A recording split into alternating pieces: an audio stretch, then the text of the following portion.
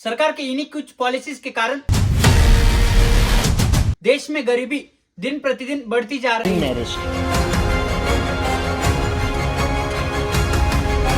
उस वक्त की सबसे बड़ी अपोजिशन पार्टी बन गई थी, वो भी जवाहरलाल नेहरू के सामने।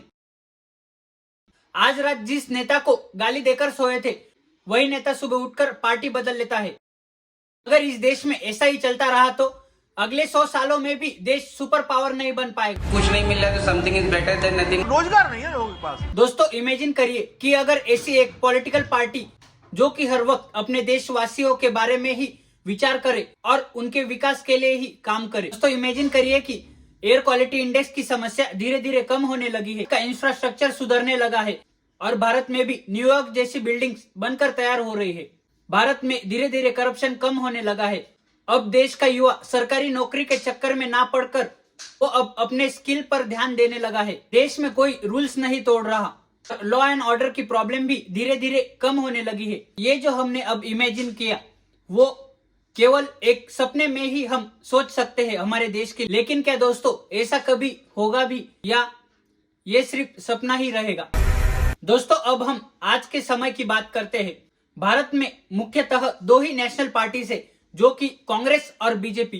कांग्रेस एक लेफ्ट विंग पार्टी है जो कि इक्वेलिटी, सोशल जस्टिस और फ्रीडम पर बिलीव करती है, और दूसरी तरफ है भारतीय जनता पार्टी यानी कि राइट विंग पार्टी, और ये ट्रेडिशन, हायरार्की और इंडिविजुअल लिबर्टी पर ध्यान देते हैं। दोस्तों ये जो हमने बात करी ये इन पार्टीज का मानना है। ये आइडियोलॉजीज इन पार्टीज की बहुत पहले ही पीछे छूट चुकी है और आज के समय में ये दोनों ही पार्टीज अपने आइडियोलॉजीज के बिल्कुल अपोज में खड़ी है। दोस्तों कांग्रेस आज मुस्लिम्स को AIMIM से भी ज्यादा सपोर्ट कर रही है।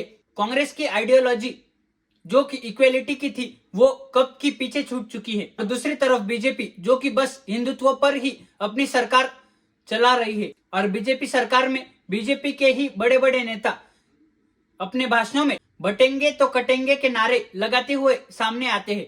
इससे देश के लोगों में एक पार्टीशन बन जाता है। उन ब्रेन वॉश लोगों से अपना फायदा निकाल लेती है। देश को गरीबी के अलावा कुछ नहीं मिलता।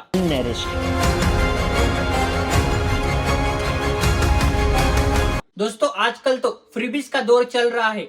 हर एक पॉलिटिकल पार्टी अपने वोटर को बस खरीदना चाहती है।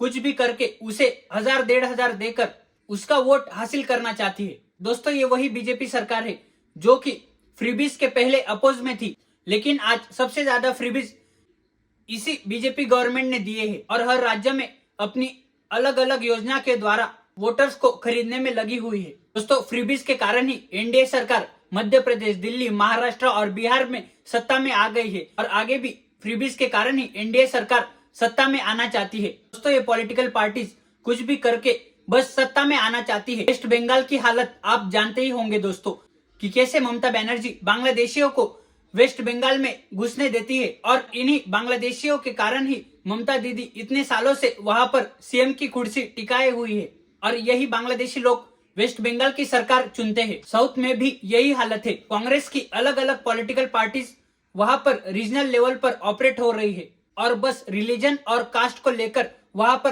पॉलिटिक्स कर रही है। दोस्तों महाराष्ट्र में भी जो बीजेपी पहले अजित पवार के करप्शन को लेकर मीडिया में छाई रहती थी, वही आज एनसीपी के साथ सत्ता में बैठी हुई है। महाराष्ट्र में तो बस बीजेपी और कांग्रेस की युति होनी ही अब बाकी है। दोस्तों दिल्ली में भी आम आदमी पार्टी जो कि पहले करप्शन हटाने वाली थी, और इसी के कारण वहां की जनता ने आम आदमी पार्टी के केजरीवाल को सत्ता में लाया था, वही आज करप्शन को लेकर जेल की सजा काट रहे हैं। आपसे पूछना चाहता हूँ, what does a women empowerment mean? Sir I think education and freedom बस, एंड हेल्थ केयर। असली एम्पावरमेंट पैसा होता है बॉस। Financial freedom. सारा एम्पावरमेंट पैसे में है और कहीं नहीं है। पहले तो अरविंद केजरीवाल ने बड़े बड़े वादे किए, फिर बाद में सत्ता हाथ में आते ही करप्शन करना शुरू कर दिया। दोस्तों भारत में कई सारी समस्याएं हैं। घटता हुआ air quality index, infrastructure, high taxes, corruption, ये सारी घोषणाएं तो बस आंदोलनों और भाषणों में नजर आती है, लेकिन रियल में कोई पॉलिटिकल पार्टी इसे इम्प्लीमेंट भी नहीं करना चाहती। दोस्तों अगर मैंने आपसे कहा तो कि एक ऐसी पार्टी थी जो कि हर वक्त देश की डेवलपमेंट और मार्केट बेस्ड इकोनॉमी को डेवलप करने आई थी, और यही इसकी आइडियोलॉजी थी, स्वतंत्र पार्टी। जो कि 1959 में सी राजगोपालाचारी के द्वारा स्थापित करी गई थी, जवाहरलाल नेहरू को अपोज करने के लिए और उनकी सोशलिस्ट पॉलिसीज का विरोध करने के लिए। दोस्तों, ये पार्टी इंडस्ट्रियलाइजेशन और बिजनेसेस में गवर्नमेंट की इंटरेक्शन कम से कम हो इसके फेवर में थी और इसी आइडियोलॉजी के कारण ये पार्टी 1962 के इलेक्शन में 25 सीट जीतकर अपनी प्रेजेंस पूरे देश को दिखाती है और फिर बाद में 1967 के लोकसभा इलेक्शंस में सबसे बड़ी ऑपोजिशन पार्टी बन जाती है और फिर बाद में 1974 में राजगोपालाचारी के डेथ के बाद ये पार्टी में इंटरनल डिस्प्यूट्स होते हैं और ये पार्टी डिसॉल्व हो जाती है और फिर बाद में दूसरी पार्टी में मर्ज हो जाती है। आइडियोलॉजी वाली पॉलिटिकल पार्टी की भारत को आज सच में जरूरत है। ऐसी पॉलिटिकल पार्टी जो कि देश के डेवलपमेंट पर और देश के युवाओं पर फोकस करे, ऐसी पॉलिटिकल पार्टी की जरूरत आज पूरे देश को है। उम्मीद करता हूँ दोस्तों कि आपको ये वीडियो इंफॉर्मेटिव लगा होगा। मिलते हैं अगले किसी वीडियो में, तब तक के लिए जय हिंद।